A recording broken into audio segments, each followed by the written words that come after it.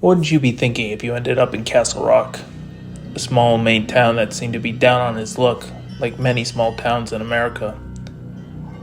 You wouldn't think much of it, walking down its streets, just another town made into a broken shell of its former self. On the surface, nothing special, but maybe you step into a shop or a diner. Maybe you overhear the old-timers talking in the background, and you realize there's more to this town rot than meets the eye.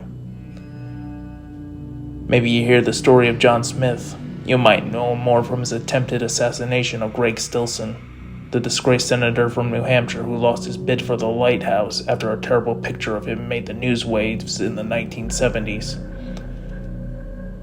But in Castle Rock, John was more known for his involvement with the Strangler, discovering it was a man named Frank Dobbs from the Sheriff Department. You may also hear stories of John's psychic abilities. Try to dismiss them as the story more fantastical elements, but you go further down the rabbit hole, discovering more.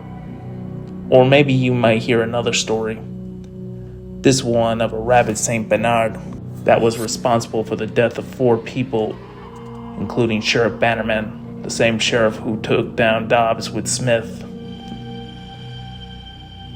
You read more into it and discover the incident would result in the death of a child, Tad Trenton, who was trapped in a hot car with his mother for days.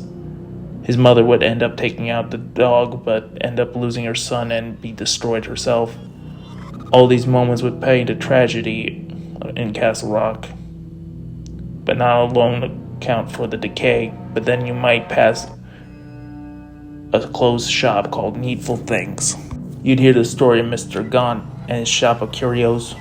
You might even hear the old-timers speak of Gaunt himself, how he'd sell you just what you need or always wanted. You'd hear the story of those who bought things from Gaunt end up hurting or playing tricks on others in town, starting with small practical jokes, but building up more and more into acts of violence until they ended up attacking each other, killing each other. Parts of the downtown blown up until Mr. Gaunt vanishes. You might hear the story of Pangborn, the sheriff after Bannerman, having been responsible for Gaunt running. Now the empty streets start making sense. Now the decay starts becoming more real to you.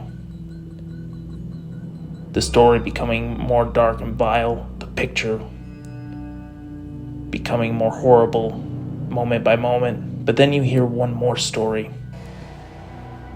This one happened recently.